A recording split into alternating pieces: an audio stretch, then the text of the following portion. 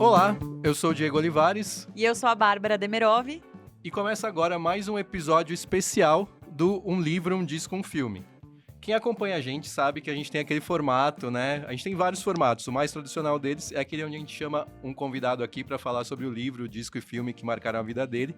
Mas também a gente tem vários outros formatos como o que a gente vai ter aqui hoje, né, Bárbara? Exatamente. Hoje a gente vai fazer mais um dossiê, um LDF, aquele formato em que a gente destrincha uma obra e ainda relaciona com um livro, um disco e um filme que tem a ver com ela.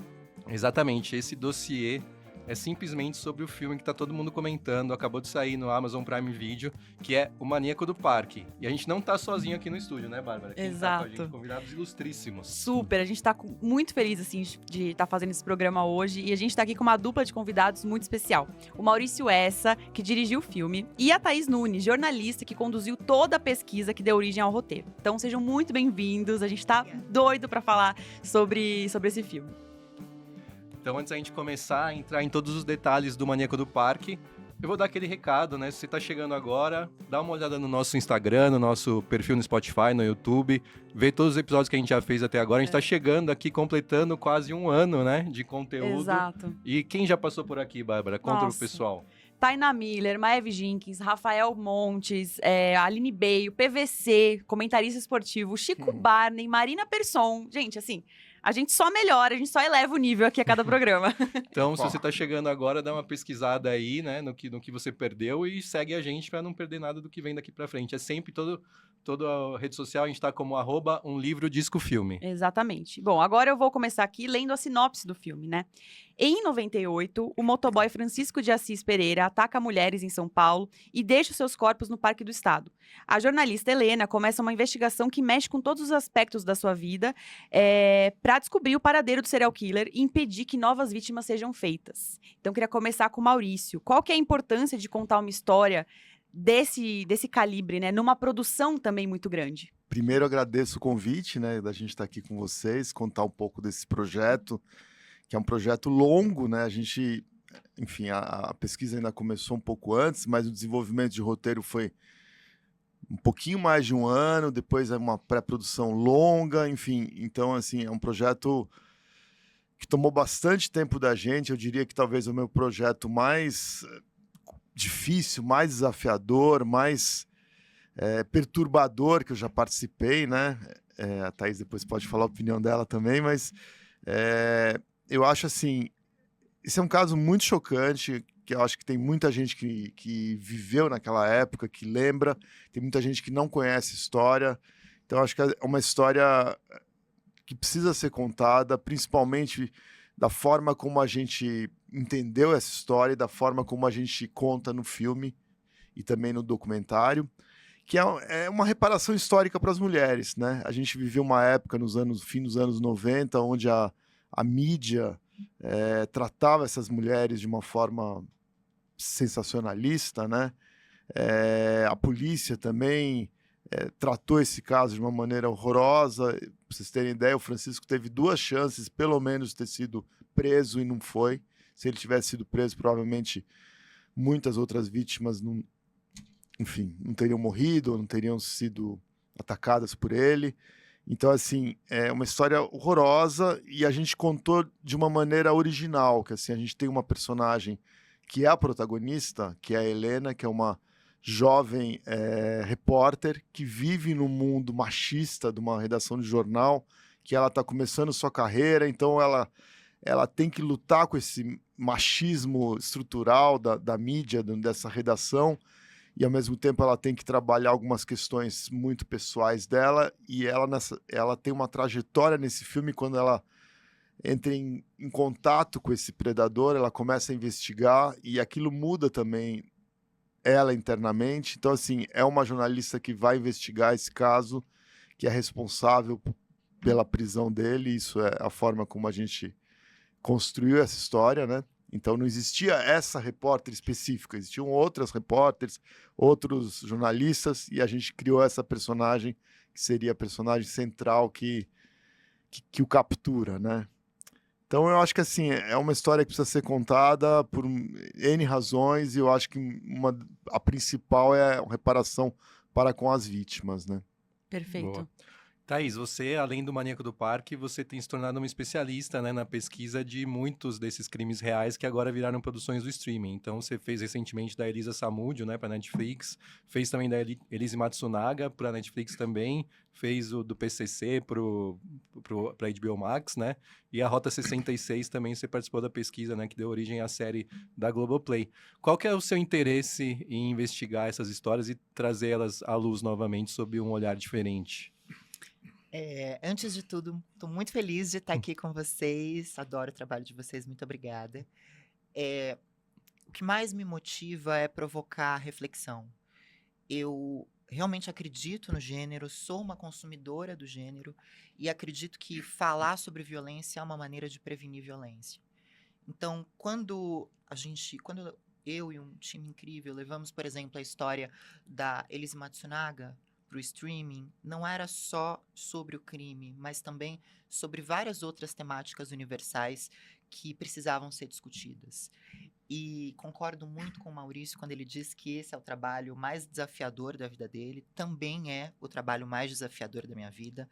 Nada que eu fiz até hoje se compara à pesquisa dos crimes cometidos pelo Francisco, o Maníaco do Parque. E indo nessa esteira de tentar discutir violência para prevenir, foi exatamente essa a nossa motivação para fazer o Maníaco do Parque. Eu acredito muito que esse é o caso símbolo de como muitas mulheres são revitimizadas, mesmo quando elas são vítimas de um assassino em série. Então, é isso que mais me interessa. Eu acho que é um jeito de promover justiça, reparação, como o Maurício disse, mas, sobretudo, de provocar reflexões que são muito importantes para a sociedade. Sim, mudar a perspectiva, né? Exatamente isso. Sair do superficial, sair da exploração pura e simples do crime, do bárbaro, do violento, mas também tentar entender quais são as outras camadas que estão por trás disso tudo. E aí isso reflete, como o Maurício já falou um pouco, nessa escolha do roteiro de ter a protagonista que é a Giovanna Grigio, né, que vive, que é Ótima. uma personagem, né, fictícia, né, como vocês falaram. Uhum. E quando que foi que vocês tiveram, né, a sacada de que o filme teria que ser feito assim e não focado tanto no Francisco? Porque eu acho que talvez as pessoas que estão assistindo agora, descobrindo o filme agora, talvez se sintam até um pouco frustradas, né? De certa forma é um risco, né, que vocês correm de não colocar lá A história de origem a história de dele. origem dele, explicar por que ele tem esse comportamento. Então foi uma decisão até certo ponto ousada, né? Como é que ela chegou em vocês? Então, a gente teve essa pesquisa que a Thaís chefiou com um grupo de mulheres que pesquisaram, né? E foi uma escolha, assim, porque eu acho que você contava sob a perspectiva do serial killer, eu acho que é uma coisa que a gente já viu, já foi feito, e não é o que nos interessava. De nenhuma forma tentar justificar ou entender as motivações dele. Não é isso. A gente queria contar, sim, esse fato, essa história horrorosa que aconteceu, e o que nos motivava realmente era entender e poder expressar um pouco do sofrimento dessas mulheres, né? Que elas precisavam ser ouvidas, elas precisavam serem personalizadas, deixarem de ser números ou estatística, né? Então isso que nos motivou. E eu acho assim, quem está assistindo o filme, acredito que deve estar entendendo essa nossa perspectiva, essa nossa escolha, porque a história do Francisco está ali, né? E é dura, é bárbara, tem cenas fortes, né? Como vocês estão vendo. Quem não assistiu, acho que vale assistir sob essa perspectiva e discutir, né? Por que a gente fez essa escolha. Uhum. Com certeza. Eu lembro, né, Mal, que nas primeiras conversas, Maurício, eu e Marcelo Braga, que é o produtor, tanto do filme quanto da série documental, a gente falava muito sobre esse ser um filme clássico de assassino em série, como Seven, em que a gente tem os investigadores indo atrás do predador.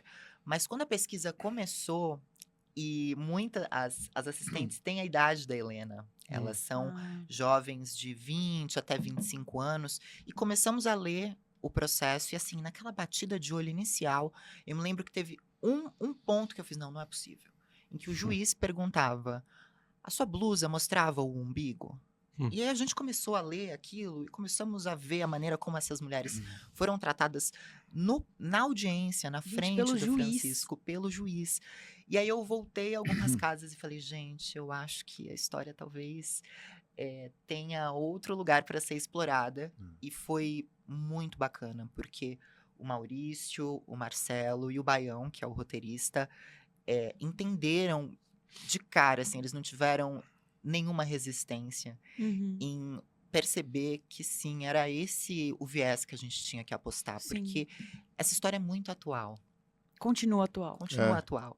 Não é algo que não faz mais parte da sociedade brasileira conceber uma mulher vítima de tamanha violência sendo tratada assim. Então, acho que foi uma maneira muito, muito atualizada mesmo Uhum. com a sociedade de hoje e muito ousada, como vocês disseram, recontar a história do Francisco por esse olhar da Helena. Total, É. porque assim, convenhamos, né? A gente É. vê muitas produções que exploram a psicologia, a Sim. química do Sim. cérebro dessas pessoas. E o filme poderia cair no lugar comum se vocês explorassem esse olhar apenas do Francisco, né? Então, Eu acho que é como a gente está fazendo true crime e entendendo um pouco essas possibilidades, né? Porque eu acho que quando as pessoas começaram a fazer true crime, ia muito pela coisa documental, né? E acho que a gente começou a pensar de outras maneiras. E como a Thaís falou, é um filme que foi feito nos dias de hoje, com o olhar de hoje. Se tivesse sido feito, talvez, nos anos 90, teria sido diferente, né? Então é interessante a gente trazer uma mulher como protagonista, né? E é isso, olhando esses milhões de palavras, milhares, né, de documentos e É. gravações e material que elas pesquisaram, as coisas vão vindo e a gente vai tendo a sacada que a gente tem com a cabeça de hoje. Igual, por exemplo, no processo de fazer a menina que matou os pais, né? de Ali, usar os autos do processo. exato, os autos do processo trouxeram pra gente uma perspectiva de, peraí, olha, cada um tá contando uma história diferente. Então, assim, a gente fez 2 filmes ali que nenhum dos 2 filmes era história verdadeira, porque cada um Uhum. tava contando um filme e a gente até hoje não sabe quem tá mentindo mais ali, né? Então você vê, são formas diferentes, é uma coisa... fazer true crime é entender essas possibilidades também. As pessoas vão ver o filme, que já estão vendo, vão falar, pô, mas aconteceu isso mesmo? Tem uma série de coisas que ali, obviamente, são ficcionadas, mas a história do Francisco está ali. Como aconteceu, Uhum. está ali. Exatamente, mas Né? é muito bom esse ponto que você tocou. Não é um documentário, é uma ficção. Exato. Uhum. E a obra de ficção, ela tem a liberdade de É. permear aí por outros caminhos que não são exatamente a realidade, né? Não é esse o Exato. intuito, É. né? E aí, enfim, a gente pode abrir várias abas, mas para quem está interessado na realidade, queria que vocês falassem então do documentário que sai em breve também na Amazon Prime Video, que vocês fizeram dando voz a sobreviventes, né? Então, e também parece que tem algumas coisas, algumas surpresas, né? É. Queria que vocês contassem um pouco mais pra gente desse documentário que vem aí. É uma série documental de 4 episódios. A mesma pesquisa que baseou o roteiro do filme deu origem à série documental. Então, a gente tem entrevistas com essas sobreviventes, que era um desejo de toda a equipe, que a gente mostrasse o que acontece com essas mulheres depois de uma superexposição, depois de estarem em meio a um caso hipermidiático, talvez o mais midiático da história brasileira. Então, a gente vai apresentar o que aconteceu com essas mulheres. Acho que é a primeira vez que elas vão dar a perspectiva delas. As famílias das vítimas também vão contar. Acho que um dos momentos mais emocionantes para toda a equipe envolvida foi quando o pai de uma das sobreviventes nos recebeu em casa e disse: bom, eu esperava há mais de 20 anos a oportunidade de finalmente poder contar o que aconteceu com a minha filha e principalmente quem era a minha filha. Porque a mídia, na época, focou a cobertura completamente em contar quem era o Francisco e tratou essas mulheres todas como se elas fossem a mesma pessoa, a mesma vida, e não trouxeram a complexidade dessas mulheres. E a série traz isso.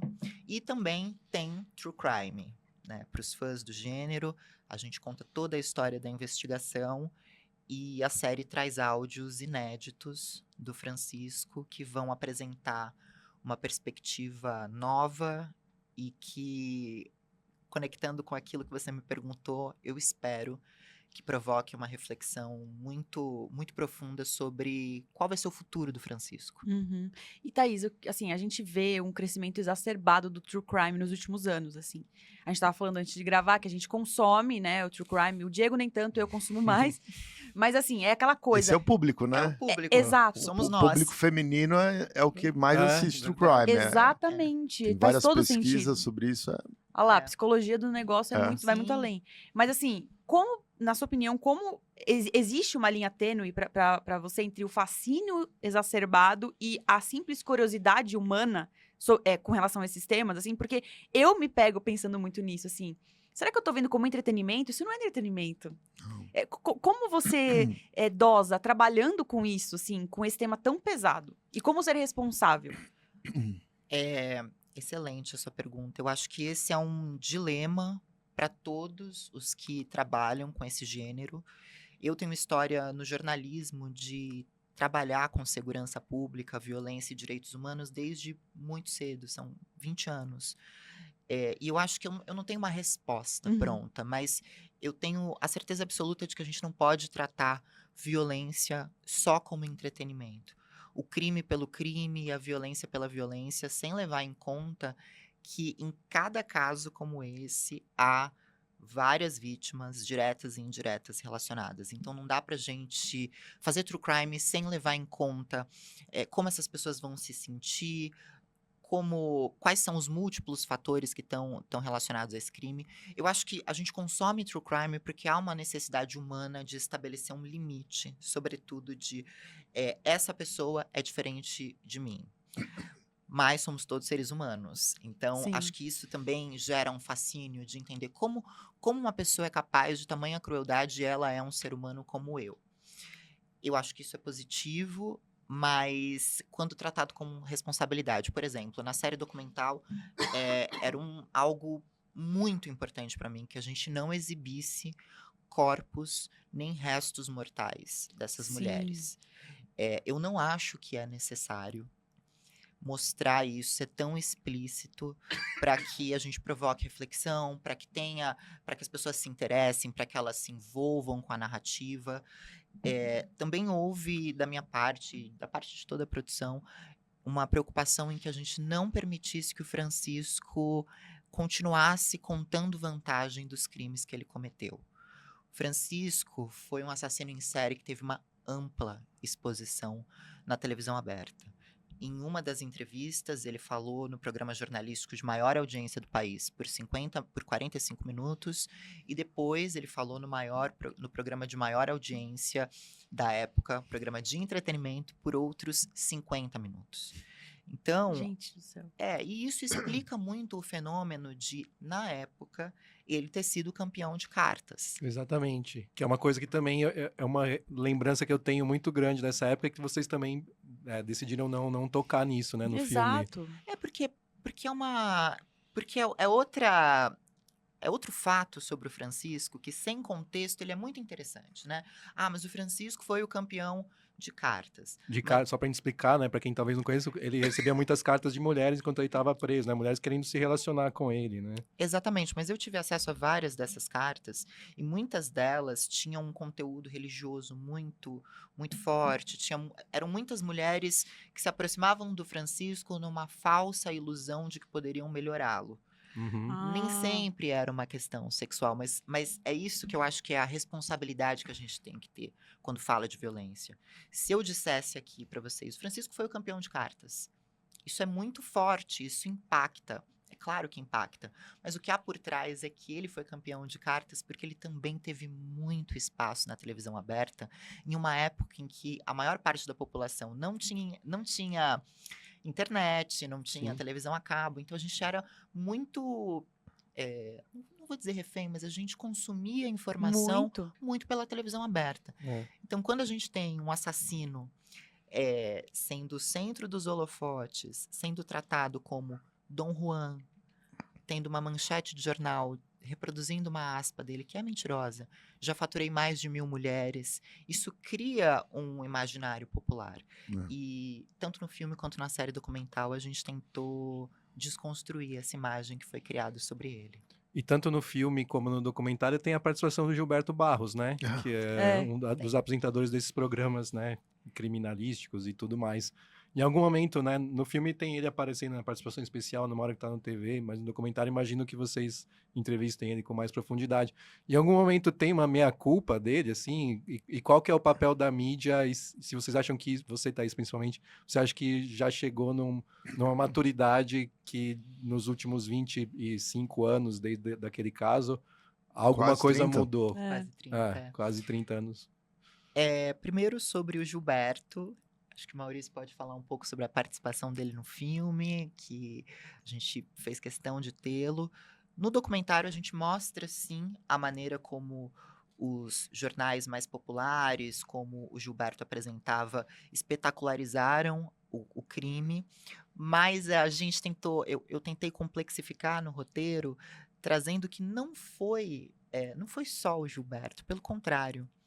Os atores pelo contrário, os programas jornalísticos e de auditório que ultrapassaram a linha do sensacionalismo muito mais do que o Gilberto foram outros. Então, foi isso que a gente quis dizer, que naquele momento em que um caso de muita repercussão acontece, parece que a imprensa perde um pouco as noções éticas. É como se isso fosse permitido. E a gente quer mostrar que não, que isso traz conclusões graves, né? Isso traz consequências graves, desculpa. E é isso, não foi o Gilberto. O Gilberto Barros não foi quem explorou pior esse caso. E você acha que isso mudou agora, de uns anos para cá? Existe um outro tipo de abordagem, assim, do jornalismo para casos desse tipo? Não só para casos desse tipo, mas também para outros assuntos, né? Política, por exemplo, a gente ainda vê, né? Uma abordagem, às vezes... Sensacionalista. Eu acho que melhorou, mas está longe de ser o ideal. A gente ainda tem apresentadores nesses programas policialescos que acusam pessoas antes de um processo legal ser concluído. Ainda temos GCs que atribuem mortes de mulheres a ciúmes, a crimes passionais. Ainda temos muitos casos de estupro que são noticiados sem contexto e sem análise. Então, a gente tem um longo caminho a ser percorrido, mas melhorou muito se a gente comparar com o fim da década de 90. Sim. Ainda bem. E um dos cenários principais do filme é uma redação de jornal também, Sim. né? Então, existe essa vontade de discutir isso também, né? Totalmente masculino, né? Praticamente. Não, sem dúvida. A gente, de alguma forma, aquele jornal representava notícias populares, né? Que não existe mais. E que naquela época tinha aquele poder, né? De criar aquelas manchetes super sensacionalistas. E acho que a mídia mudou demais, né? Principalmente, eu acho que as redações não são tão machistas como eram, né? Mudou um pouco, talvez vocês duas podem dizer um pouco sobre isso. Mas acho que, de uma forma geral, melhorou, né? A gente sabe que ainda tem um caminho longo pela frente, mas... Nossa, era surreal, né? Eu acho que o documentário mostra, até mais que o filme, coisas surreais, assim. O filme ele mostra alguns estereótipos ali do que acontecia numa redação. O chefe da redação ali, da Helena, que o Marco Pigossi faz, tá incrível, aliás. Aliás, que elenco, né, do filme, a gente vai falar sobre isso daqui a pouco. Exato. Ele representa muito, né, no momento que quem assistiu o filme viu, né, que vou dar um pequeno spoiler, que ele fala que ela ali tá investigando, putz, estamos quase prendendo, ele fala, mas como assim prender, né, o maníaco? A gente tá vendendo jornal por causa disso, né, então é uma loucura imaginar isso, né? Exato. Mas acontecia. Sim. Agora, o Diego falou aqui no elenco. A gente quer muito que vocês falem sobre esse baita elenco, né? Giovana Grigio. Antes deles falarem, vamos chamar a participação É especial que a gente verdade. tem aqui. Quem? Pode Bora. falar. Não, chama você. A gente tem um depoimento aqui, a Giovana Grigio, né? Não pôde estar aqui que legal. com a gente Opa. hoje, mas ela mandou um vídeo falando sobre a experiência dela de trabalhar no filme, né? Fazendo a protagonista, a Helena, jornalista. Então, vamos ouvir. Oi, Diego. Oi, Bárbara. Minha personagem, Helena, ela é o fio condutor que carrega essa história. E eu acho que o fato da gente acompanhar a história do filme pela perspectiva dela muda bastante a maneira como a gente enxerga o andamento da história mesmo. A Helena é uma jovem jornalista, mulher, que trabalha numa redação super masculina nos anos 90. Então ela tem que lidar com misoginia diariamente na vida dela. Então quando ela se depara com o caso do maníaco do parque, isso atravessa ela de uma maneira diferente, porque ela também é uma mulher assim como as vítimas. Ela sabe que poderia ter sido com ela. Então, acho que o fato da gente acompanhar a visão dela faz a gente olhar de uma maneira mais crítica para como a imprensa sensacionalista lida com casos desse gênero. Eu acho que ela vê todas essas vítimas na sua maior humanidade, sabendo que são pessoas que têm suas vidas, que têm seus sonhos, que têm amigos, parentes, família que as amam e que tiveram suas vidas interrompidas. Então, acho que esse é o grande ponto da Helena. Ela pensa muito sobre narrativa, sobre como essas narrativas poderiam ser muito mais justas com as pessoas que realmente merecem, que são as vítimas. Voltamos. Isso aí. Ela fez um trabalho incrível no filme. Eu acho que é um papel que a Giovanna talvez não tivesse feito ainda, né? Uma coisa... Eu acho que ela transitou por lugares assim muito, muito fortes, acho que até que mexeram com ela na questão feminina e ela é uma atriz que se entrega demais, né? A Giovanna no set, assim, ela é pilhada, ela fica ali o tempo inteiro falando. Ela tem uma entrega tão forte que no fim do dia você tem a sensação que, nossa, acabou a pilha dela, porque ela se doa tanto, mas ela tá ótima. incrível no filme. E a gente tem também uma outra força da natureza que se chama Silvério Pereira. Ele está irreconhecível no filme. A gente ficou chocado, assim, até porque a gente conversou com ele recentemente no Festival de Vitória, todo assim... Um doce, né? Uma look de pessoa praia. muito gentil, uma das pessoas mais legais, assim, mais... Silvério é um camaleão, né? Ele é. Ele muda toda hora, é impressionante como ele tem essa coisa meio Zelig de mudar, né? E ele conta, né, como foi o papo do Marcelo Braga, o nosso produtor. O Marcelo convidou o Silvério achou que estava sendo convidado para fazer uma participação, né? Não, é para fazer o maníaco. Ele não acreditou, né? Porque o Silvério sempre é olhado de alguma forma, alguns estereótipos, não se imaginava fazendo um predador sexual, né? Então, assim, a hora que ele recebeu esse convite, ele pirou, ele falou, nossa senhora, né? E para mim foi uma honra, assim, trabalhar com um ator como ele, que se entrega demais também. O Silvério teve uma caracterização, uma mudança física para viver esse personagem, e como ele vem para São Paulo para fazer preparação, sei lá, 2 meses, um pouco mais ainda antes da filmagem, a gente percebe a mudança dele, tanto física como o olhar, tudo como ele muda e como ele se transforma, mas ele é um ator assim que tem um astral super incrível e ele tem a concentração dele, mas ele tá ali presente, te ouvindo. Então é uma troca muito forte com ele e ele entendeu muito bem como ele deveria fazer isso, em que lugares ele devia chegar, e foi incrível. E o Silvério também gravou um depoimento pra gente falando sobre a experiência dele no filme, que a gente vai ouvir agora. Legal. Oi, Bárbara. Oi, Diego. Eu aqui, Silvério, com o prazer de falar com vocês novamente. E também um prazer de poder falar sobre a construção do meu personagem, o Chico Estrela, o Francisco de Assis Pereira, em O Maníaco do Parque, o filme. Esse talvez tenha sido o trabalho mais árduo de toda a minha carreira. A gente está falando de um true crime, a gente está falando de um personagem que faz parte do imaginário da nossa sociedade e que tem uma história muito fresh nos tempos de hoje ainda, né? Ainda é uma história muito, muito próxima, as pessoas conhecem bem dessa história e como um fã de true crime como eu sou também, a gente quando assiste um trabalho desse, a gente espera buscar semelhanças entre o ator e o personagem a ser executado. O primeiro processo muito interessante nisso tudo foram 2 meses de preparação com a Larissa Brache, que tem um papel fundamental nessa construção. Foram 2 meses de muita escuta, de muito diálogo, de muita experiência, de muita prática na sala de ensaio, até a gente ir para o set.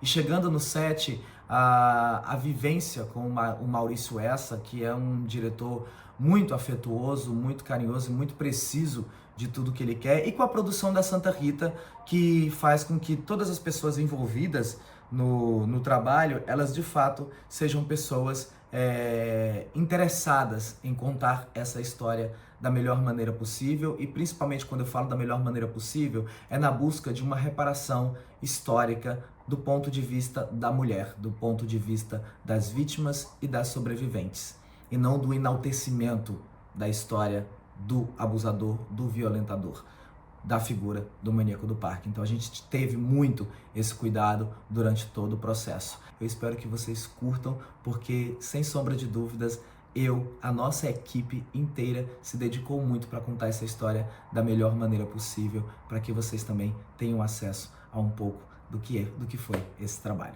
Beijo! E além do Silvério, da Giovana, a gente tem a Mel Lisboa, o Christian Malheiros, o Marco Pigossi, né? Bruno um- Garcia. Bruno Garcia.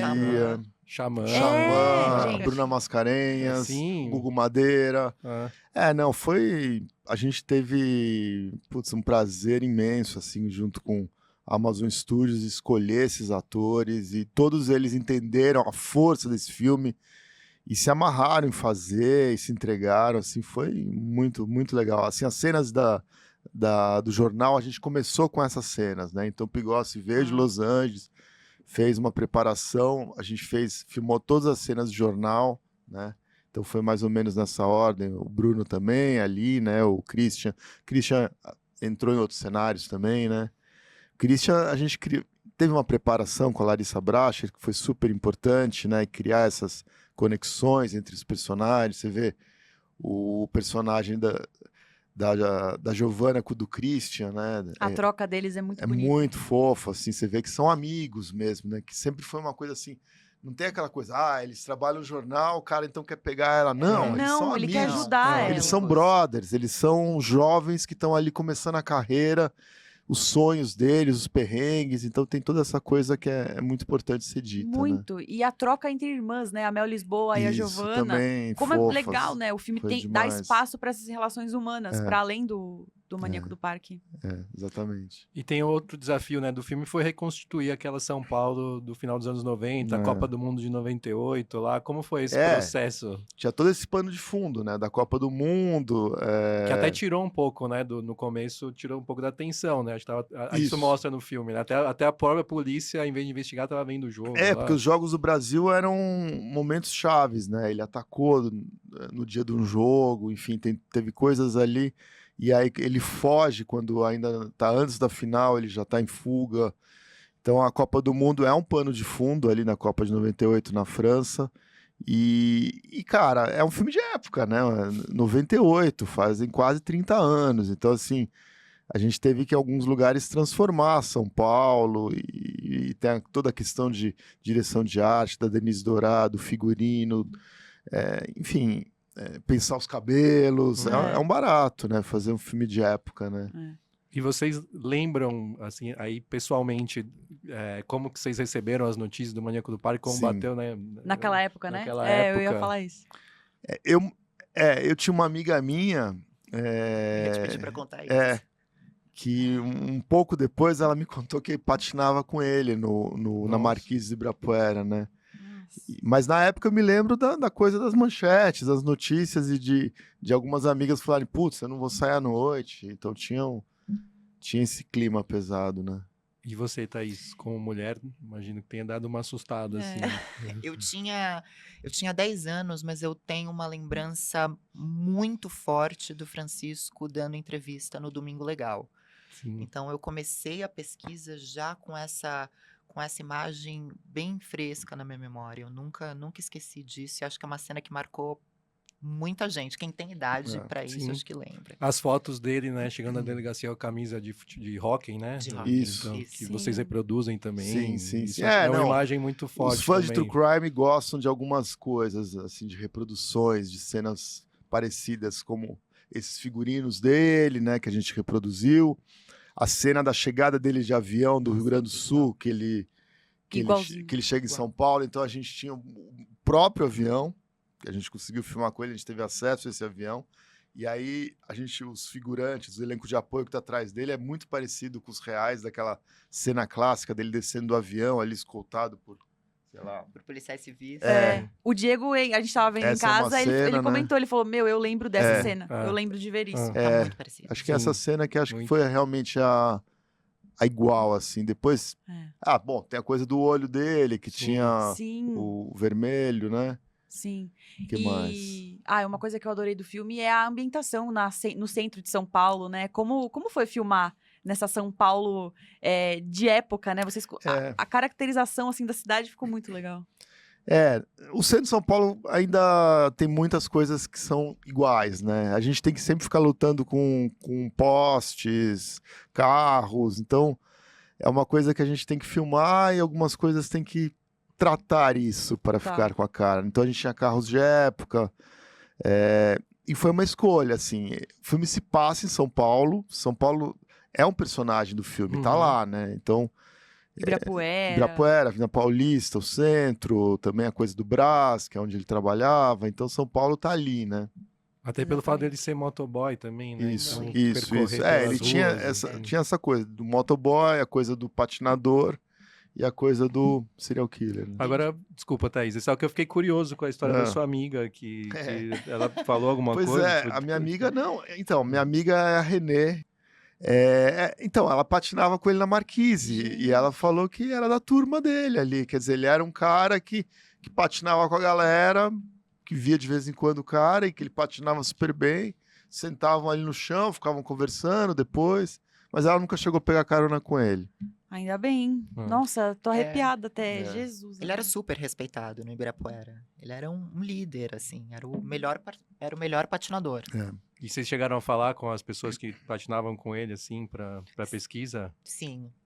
Pra pesquisa. Aquela e- fita existe mesmo? A fita que aparece no filme dos depoimentos, da galera contando que até ele aparece também. Que a no Helena vídeo. ficou pesquisando. Aquilo existe? Existe uma fita VHS que ele apareceu patinando e que foi fundamental para a investigação, porque a melhor amiga da última vítima reconheceu a voz dele por essa fita. Assim como no filme. Exatamente, exatamente. E tem todos esses elementos do fim da década de 90, né? Então, o reconhecimento de voz por uma imagem de VHS era uma grande prova para a polícia naquela época. Exato. E teve alguma coisa... A menina liga do orelhão pra prima, né? Isso, É. isso. O Todas- bip. Bip, todas as São coisas. todos os acasos, né, que acabaram ajudando. E teve alguma parte desse processo de pesquisa que vocês descobriram algo que vocês não sabiam? Que vocês não imaginavam sobre o Francisco ou sobre o caso? Há muitas coisas, né? Muitas coisas. Quais foram as mais impactantes? Acho que a principal é entender como ele não era esse garanhão, esse sedutor, esse cara que faturou 1000 mulheres, que tinha uma suposta lábia e capacidade quase mística de arrastar mulheres para o Parque do Estado. Tipo o Ted Bundy. Exatamente. A grande verdade é que a maior parte dessas mulheres entrou arrastada no parque ou entraram porque imaginavam que estavam no zoológico ou que iam cruzar para uma rua de baixo. Não que elas entraram no Parque do Estado. Confiando nele. Exato. E entraram com a concepção do que era o Parque do Estado, que na verdade não é um parque, é uma reserva ambiental. Acho que essa foi uma das principais descobertas, mas também é o conteúdo desses áudios que revelam um outro Francisco, um Francisco que definitivamente não vai parar de matar. Um Francisco que vai voltar a fazer o que ele fez, caso ele tenha oportunidade. E ele está perto de isso sair da prisão. Aparece nos letreiros finais do filme, né? Que ele tem essa... A pena dele tá pra... 2028. vencer. Sim. O filme também foi feito como um alerta, assim, nesse sentido. Pra própria imprensa, sei lá. E até, além disso, Thaís, você com a sua experiência, você acha que... Qual seria o melhor procedimento, assim, para reabilitar. pessoas como ele, assim? Eu acho que, antes de responder essa pergunta, é importante entender que o Francisco é portador de um transtorno de personalidade antissocial com psicopatia e no pior grau que existe, em um dos piores. Então, ele é alguém que tem uma condição muito rara. Por que eu digo isso? Porque o caso dele não pode ser usado como uma bandeira para endurecimento de leis, para pena de morte, para todos esses elementos que comprovadamente não funcionam e não fazem com que a violência retroceda. Excelente ponto. Eu É. acho que eu tenho muito essa preocupação, mas, dito isso, ele tem uma condição especial, um nível de periculosidade altíssimo, ele vai reincidir, segundo todos os especialistas que tiveram contato com ele, segundo ele próprio. Então, eu acho que tanto o filme quanto a série tem de provocar uma reflexão nesse sentido. É. Não é sobre endurecer as leis, mas sobre refletir à luz, de novo, da nossa sociedade de hoje. O que a gente faz com pessoas como o Francisco? E, sobretudo, como a gente previne que pessoas como o Francisco cheguem a esse ponto? Que é uma outra pergunta que a série documental traz também. Agora, Maurício, você tem uma filmografia que vai de Carrossel e Turma da Mônica É. até A Menina que Matou os Pais, Maníaco do Parque. Como é que é? Tem algo do seu processo que se mantém o mesmo, independente das histórias, assim? Outro dia, essa pergunta é uma coisa que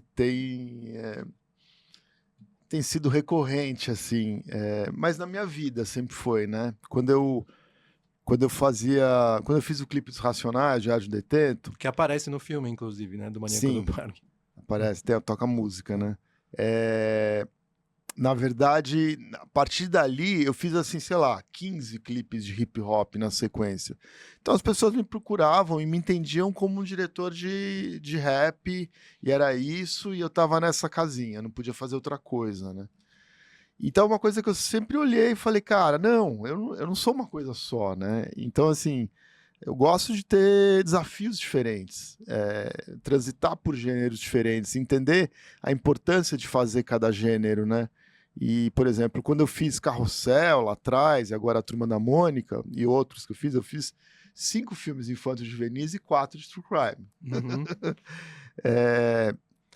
Eu entendi que tinha uma coisa muito importante para fazer um filme infanto-juvenil, porque é uma coisa de formação de audiência, né? Quando eu fiz o Carrossel, quando eu fui convidado, naquela época não passava nenhum filme infantil no nosso cinema, só tinha Toy Story, blockbusters americanos, não tinha um filme brasileiro. E eu cresci assistindo o filme dos Trapalhões, Uhum, todas as férias sim. tinha um filme brasileiro enorme no É. cinema, né?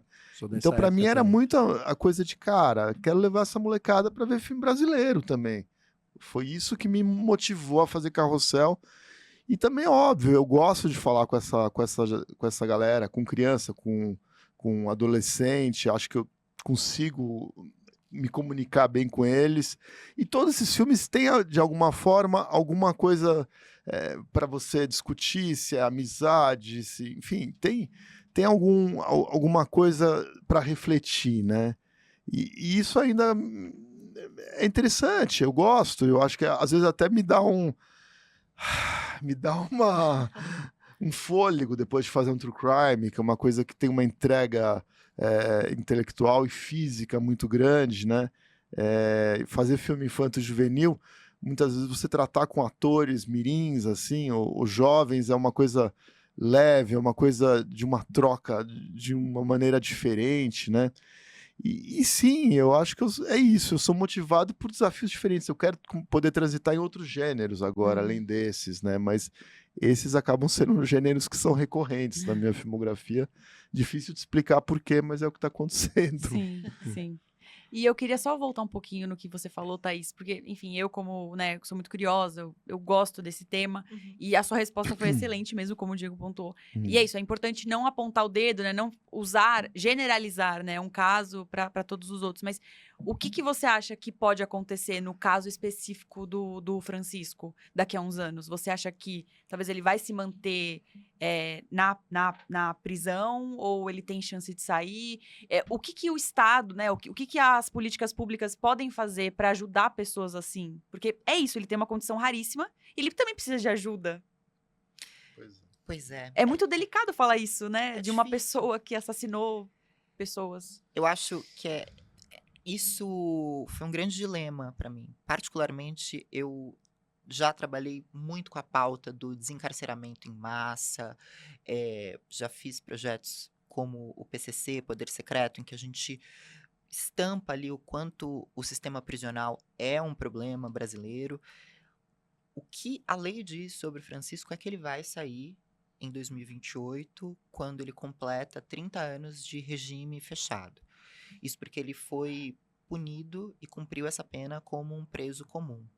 O que o promotor responsável pelo caso e que esteve em todos os julgamentos do Francisco nos disse é que há uma possibilidade de um recurso pedido pelo Ministério Público na esfera civil para que ele seja interditado.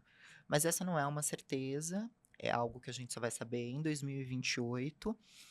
Mas outro ponto que a série vai trazer, e que eu também acho que é um bom lugar de reflexão, é o Francisco não tem nenhum acompanhamento dentro da prisão. Então ele está esse tempo todo sem que a gente tenha a menor ideia de qual é a verdadeira situação mental dele. Ele não tem acompanhamento contínuo, ele não usa nenhum remédio controlado, apesar de que o transtorno dele não tem cura, não há um tratamento comprovadamente eficaz, mas sim há alguns medicamentos, segundo os especialistas que a gente ouviu, que podem atenuar. Mas eu acho que é um ponto para a gente refletir se o assassino em série mais conhecido do Brasil está preso sem nenhum acompanhamento. Eu não sei se essa é a melhor política pública que a gente poderia adotar. Me parece que não.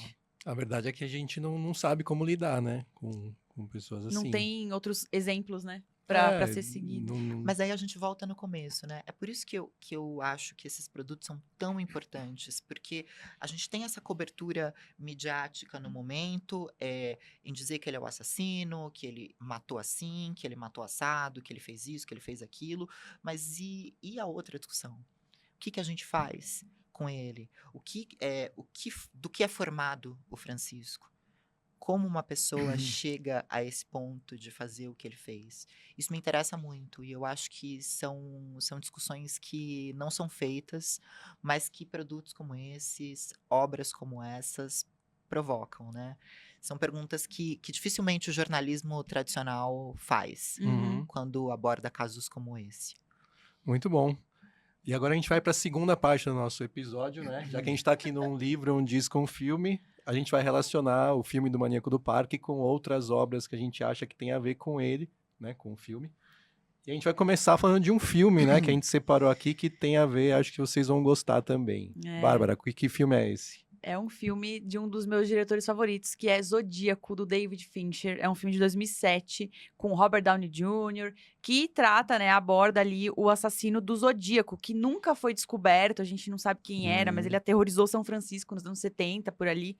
E é um filme que tem muito do papel da imprensa, né, diante desse caso, assim. Os personagens estão ali investigando, então... É realmente fascinante, né? Um filme como esse ser... Claro, tem cenas muito violentas, mas é muito mais o processo ali de como encontrá-lo e como avaliar aquelas cartas, né? É um filme de suspense, assim, dos bons do David Fincher. Chegou a ser uma referência pra vocês na construção do filme? Você comentou de Seven, né? Você falou Seven. É um dos meus diretores favoritos também. Não, sem dúvida. Foi um filme que a gente sempre, né, tava ali como uma referência. E é interessante que é um filme que ele é longo, né? E ele não é um filme tradicional na narrativa, né? Tá sempre ali. Vai rolar, vai rolar, vai rolar. É muito legal, assim, a forma como o Fincher trabalha, né? Como ele filma. Pra mim é uma baita referência sempre. E tem aquela série também, Mindhunter, né? Mindhunter. Ai, gente, volta Mindhunter. Essa com certeza por quê, né? Por quê? Tem que Esse- ser vitalícia essa série. Não, Fincher eu acho que talvez esse último filme dele tenha... Do assassino. assassino? O Killer... Do eu Michael também Fassbender. não gostei tanto. Eu gostei, assim, eu quanto gostei. dos outros. Ele é assim. interessante, Eu mas gosto. eu acho que ele tá muito... A minha opinião, ele tá abaixo dos outros, assim, né? Me Também parece um acho. filme mais... Ele tem um Mas não é ritmo ruim. mais lento. Nunca vai ser ruim. Não, eu também sou fã. mas eu acho que Não tem o mesmo filmes- brilho. Tem filmes incríveis, né? E posso falar? Claro. Falando de música, eu acho que o Trent Reznor e o Atticus Ross, que fazem as Sim. trilhas sonoras, a maioria a dos gente filmes ama. do Fincher, É. eu acho que são uma puta referência musical que dialoga demais com aquelas imagens, né? Eles criam uma densidade ali na narrativa. E, enfim, a gente usou algumas músicas deles como referência na edição do Maníaco. Como vocês estão vendo, é um filme que a gente teve essa sorte, né, de poder ter várias músicas originais incríveis, né? Daquela época, né? Dos anos 90, Joe no final dos anos 90. Joe Ramone, tem Radiohead, Charlie Brown Jr. Charlie Brown, né? Tem bastante coisa.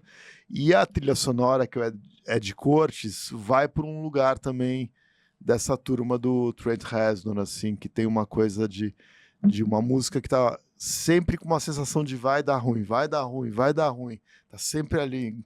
Ela não tem uma coisa de crescendo, ela tá sempre ali girando, está sempre perdendo ar e continua. Ela dá uma sensação muito forte. Eu acho que o Ed foi super feliz nessa trilha. Sim, tem uma outra trilha que eu adoro deles, que é da rede social, que também é do Fincher. Sim. Que assim, é uma das trilhas que Do Watchmen também Nossa, eles fizeram. complementa o filme, mas também funciona como sozinha. Assim, Sim. eu ouço Não, inteira. a trilha do Social Network é demais. E eles fizeram recentemente do Rivais também, né? Nossa, É ele verdade, muito boa. né? Eu não vi Aí esse é filme. do outro diretor, né? não. Do Luca Guadagnino, é muito bom, inclusive. A gente Dele, adorou. Esse filme é ótimo. A gente viu 2 vezes no mesmo dia. Ele Nossa. saiu da sessão e Então é entrou bom de novo. mesmo. Olha só. Era um domingo com a livre. Zendaya, né? Foi muito bom. Foi a primeira vez que a gente fez isso, Sim. inclusive. E então, você acha que um disco que tem a ver com o Maníaco do Parque, o filme, seria algum do Trent? Ou... Isso, do Trent Reznor e Atticus Ross. Algum O Social Network é um. Boa. Boa. É um que tem boas músicas, assim. E o livro vai ser a Thaís quem vai falar pra gente um livro que, de repente, você usou como referência nessa pesquisa e em outros. Compartilha com a gente. Para quem gosta do gênero, eu indico muito um livro chamado Sem Consciência, do Robert Harry. É um pesquisador sobre transtorno antissocial, sobre transtornos de personalidade. E foi fundamental para que eu compreendesse na pesquisa como é essa personalidade do Francisco, essa pessoa que tem um cérebro que não funciona como o nosso, que não considera o outro, que não tem empatia nenhuma, que tem um nível de individualismo muito alto, acima da nossa compreensão. É um pesquisador que também é citado em Sopranos, que é uma das minhas séries favoritas. Nossa. E que foi fundamental para a gente conseguir construir essa personalidade do Francisco, tanto na ficção quanto na série documental. É um livro médico, mas é super fácil de ler e muito interessante, eu indico. Que legal. Então, em Sopranos é citado? Não lembro. É disso. citado no final. No final. Quando... Pela Melfi? Aham. Quando chega ali naquele final da terapia, não vou ficar dando spoiler para quem não viu, mas ele cita o Dr. Robert Harry como uma conclusão. E aí é o que acontece, né? Entendi. Nossa, que legal. É, Interessante. porque em algum momento o Tony, ele se aprimora na terapia. Sim. Ele não consegue refletir, mas ele aprimora os atos dele. E a base para essa construção foi o Robert Harry também. Sopranos bom. é genial também, né? Outra grande série. Outra referência muito legal, né? Eu adoro. E agora que vocês falaram do final, você falou do final dos Sopranos, né? Eu lembro do final do Maníaco do Parque mesmo, assim, é uma cena muito forte, né? A cena, né, pra quem já viu, enfim, spoiler, mas acho que não afeta, que é o confronto, né, entre os dois, né? Entre os dois personagens principais. A Helena... Como foi construir essa cena? Acho que ela representa muito do que vocês quiseram passar no filme, né? Sim. É uma cena que cada um tem um objetivo muito claro na cena, né? O Francisco, ele estava achando que ali ele ia continuar manipulando, ele ia ter uma pessoa que ia dar voz a ele do jeito que ele gostaria, tal. E a Helena estava ali com o objetivo de fazer ele confessar, e aí no meio da história ela entende que não precisava fazer nada disso, porque ele realmente ia se entregar, mas ela precisava estar ali e dizer coisas para ele. Então, assim, foi uma cena super intensa. Foi a única cena que a Giovanna está com o Silvério em cena, né? Bom, aqui é um spoiler total. Sim. Espero que quem esteja assistindo tenha visto o filme. Se não viu, para aqui e vá assistir o filme e Exato. volta. Pare agora. Então, é a única cena que eles estão juntos em cena, né? E a gente filmou numa diária essa cena. Foi uma diária, assim, muito forte, porque é uma cena de construção de cada ator muito intensa, assim, porque é uma cena que tem muitas... tem ritmos diferentes a cena, mudanças diferentes, então é muito difícil para um ator fazer uma cena como essa e da forma como a gente filmou, eles puderam fazer isso de diversas vezes e a gente ia esquentando e trazendo outras nuances para cada vez que a gente filmava. Foi bem interessante essa cena. E tem muito dessa coisa da reparação histórica, Isso. né? A gente tava falando de Tarantino aqui, que faz isso nos filmes dele também, né? No Bastardos Inglórios, Era uma vez em Era uma Hollywood. vez em Hollywood. Ele se vinha Porque em cena, né? Imagino que essa cena não aconteceu na Não. vida real, né? Uma cena Não aconteceu. ficcional, porque... Sim. Pelo contrário, né? Ele teve muito espaço, o espaço que a Helena recusa a dar a ele, Exato. outras pessoas E ele deram, fica chocado, né? Exatamente. A reação isso. dele é muito impactante, né? De tipo... E acho que é muito legal, depois dessa entrevista, a cena final da Helena com o diretor da redação, né? Ele questionando a matéria que ela fez ou que ela deixou de fazer. Mas aí não vou falar, não vou dar spoiler. Ai, mas tem uma frase que a gente fala aqui no off, que é a frase, uma das últimas que eu gosto muito, lá, que ela ouve do chefe. Isso. Pode falar. Que... Fala. Não, que na verdade não é que ela ouve, é o Pigossi falar pro personagem do Bruno Garcia. Bruno Garcia, é bom, mas é muito bom pra ser capa. Isso, ele fala, e aí, a matéria não ficou boa? O Bruno pergunta, daí ele fala, boa demais pra capa. Isso Aí é os dois muito só se impactante. olham, do tipo... E é isso, tipo, pra ser uma capa, não é exatamente a melhor história. É a história que Exato. mais vende. E é um pouco do que a Thaís falou, né? O jornalismo, às vezes, não tem o espaço de fazer como um documentário faz, de se aprofundar, né? De um jeito que às vezes, o jornalismo não tem interesse, ou, enfim, tem outros interesses, né? Que é mais ligado à venda do que Sim, a explicação mesmo dos motivos. eu achei bem impactante essa frase. Mas Bom, então aqui a gente deu uma bela destrinchada no filme. Mais uma vez, parabéns pelo trabalho de vocês. Obrigada. Parabéns. Obrigado. E a gente tá ansioso pelo documentário agora, que estreia em Sim. breve, então. Em né? breve.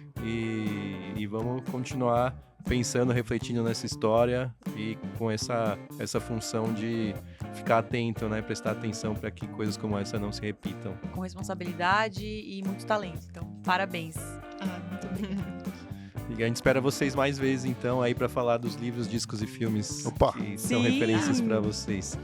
Para todo mundo que acompanhou, muito obrigado. Obrigada, gente. Muito bom estar com vocês novamente, né? No estúdio. Exatamente. E até o próximo episódio, em qualquer que seja nosso formato, mas segue a gente que estamos por aí. Conteúdo é o que não falta.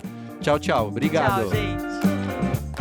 Um livro, um disco, um filme é uma criação de Diego Olivares. A direção de conteúdo é minha com a Bárbara Demerov. Nossa comunicação e marketing digital ficam com a Priscila Penha. A Lívia Colino é quem faz a identidade visual e as nossas artes. O Leandro Demerov cuidou da finalização em vídeo desse episódio e também do motion. A captação de áudio e vídeo é do pessoal do estúdio Oca 77, aqui em São Paulo. A produção é do time 1LDF. Se você gostou desse episódio, encaminha para todos os amigos e amigas. Aproveita e também comenta qual das obras você mais se identifica. E se puder, avalia nosso podcast no Spotify. Muito obrigado por ter ouvido até aqui, um abraço e até o próximo episódio.